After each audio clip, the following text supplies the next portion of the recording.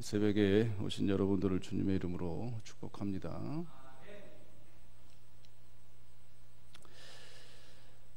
요단강 편에 살고 있는 이 세 지파죠. 루벤, 갓, 므낫세 반 지파입니다. 반은 말 그대로 이 헤프라는 이 절반 이 단어입니다. 반 지파예요. 서쪽에 므낫세 지파가 하나 더 있습니다. 그러니까 므낫세 지파가 둘로 나뉘어서 지금 정착을 한 거죠. 그래서 성경은 므낫세 반 지파 뭐 이렇게 표현을 하고 있습니다. 아무튼 이 요단 강을 기준으로 해서 동과 서로 나뉩니다. 9지파는 이 요단강 서쪽에 정착을 하고요. 오늘 본문에 등장하는 이 루벤, 갓, 므낫세 반 지파는 이 세 지파라고 해야 되나요? 두 지파 반이죠. 두 지파 반은 요단강 기점으로 해서 이 동쪽에 정착을 하게 됩니다. 근데 성경에서 말하는 하나님께서 이 가나안 땅, 이 약속의 땅을 이스라엘 백성에게 주시겠다 하신 땅은 요단강 서쪽입니다. 9지파가 정착한 요단강 서쪽이에요. 그러니까 지금의 본문에서 다루고 있는 이 두 지파 반, 이 정착한 이 요단강 동쪽은 사실 가나안 땅이 아닙니다. 그러니까 성경의 기록을 보면 이 두 지파 반이 이 요단강 동쪽을 선택한 이유는 그들의 이 가축 재산이 많고, 그 다음에 이 동쪽 지역이 목초지예요. 그러니까 그들이 보기에는 더 기름진 땅이죠.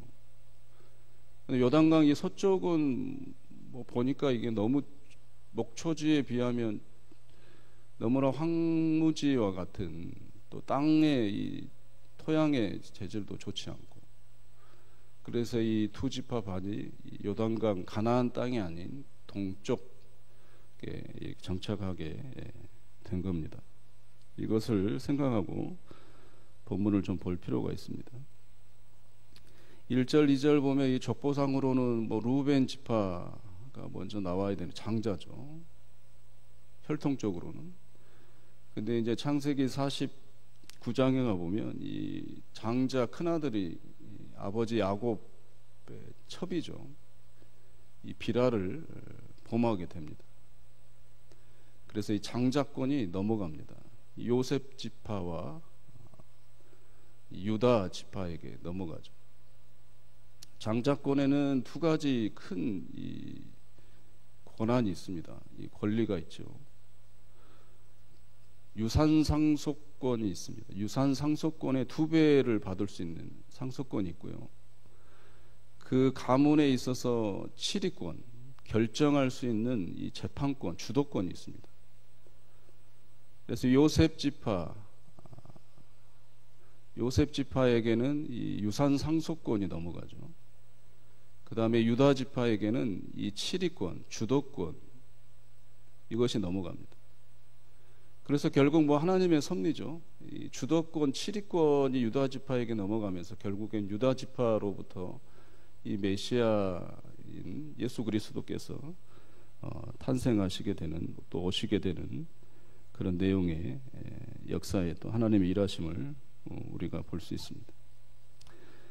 재밌는 것은요, 이 동쪽, 서론에 말씀드린 동쪽은 가나안 땅, 약속의 땅이 아닙니다. 하나님의 말씀에 반해서 루벤, 갓, 므낫세 이 반지파가 동쪽에 정착을 하게 되는 거잖아요. 결국 그들의 욕심, 눈에 보여지는 이 좋음 때문에 그 목초지를 선택한 거잖아요. 근데 이스라엘 이 지도를 좀 생각해 보면 이 동쪽 편에 있는 이 두 지파 반이 차지한 이 목초지는 좋은 땅이긴 하지만요, 바로 인근 국경에 이방 민족들이 많습니다. 인접해 있어요. 제일 위쪽으로는 바산, 그 다음에 옆으로 암몬, 모압, 제일 아래는 이 에돔. 그러니까 동쪽 이 두 지파 반 옆에 바산, 모압, 이런 이방 민족들이 이렇게 둘러싸여 있는 거예요. 그래서 항상 전쟁이 있고, 그 다음에 평화 시기에는 이제 교류가 있는 거잖아요. 그러니까 이방 민족이니까 우상들이 평화 시기에는 뭐 상업뿐만 아니라 무역뿐만 아니라 종교 이런 것들도 왕래가 되고 유입이 되죠. 결국에 오늘 말씀에 보면 가늠하듯 이 우상 숭배를 하잖아요.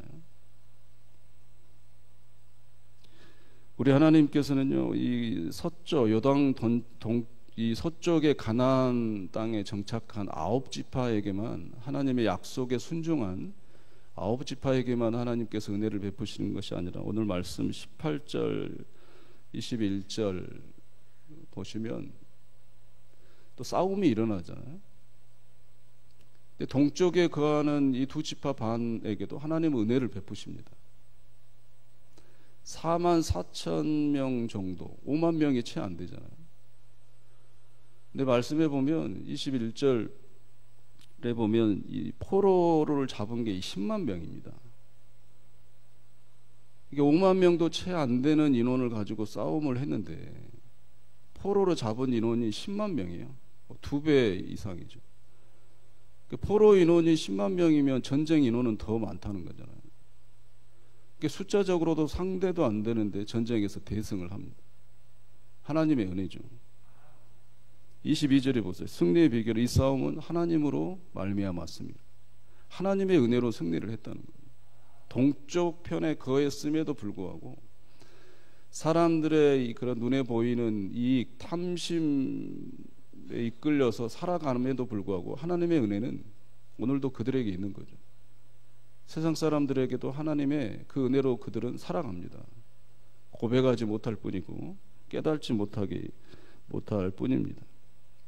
근데 이 동편에 있는 2지파 반이 시간이 흐르면서 이제 가름하게 되잖아요. 평화 시기에 말씀드렸다시피 옆에 있는 이방 민족과 뭐 종교도 다 교류하게 되고 결국엔 하나님을 가늠하듯 섬기게 되고 이방 종교에 빠져서 그렇게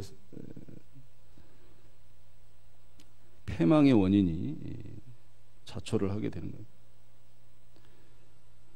그래서 26절에 보시면 아수르의 전쟁에서 이 2지파 반이 패하게 되고 이스라엘 족보에서 영원히 사라집니다.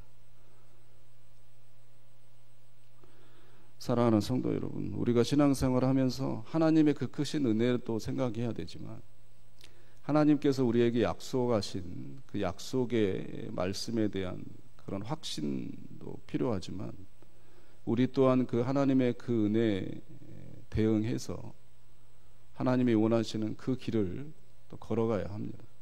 또 살아내야 하는 거죠. 초대교회 사람들의 별명이 있었는데 그 별명이 그 길을 걷는 사람들.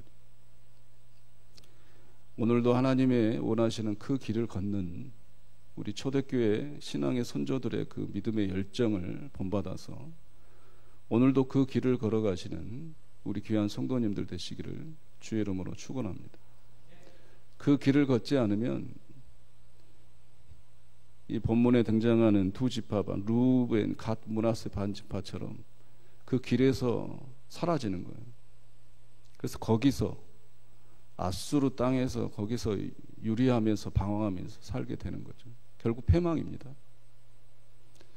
우리 귀한 성도님도 오늘 하루도 그 길을 걸으면서 하나님이 약속하신 그 은혜에 또 흠뻑 젖어서 또 행복하시며 간증의 체험의 거리가 또 쌓여가는 우리 귀한 백성들 되시기를 주의 이름으로 축원합니다.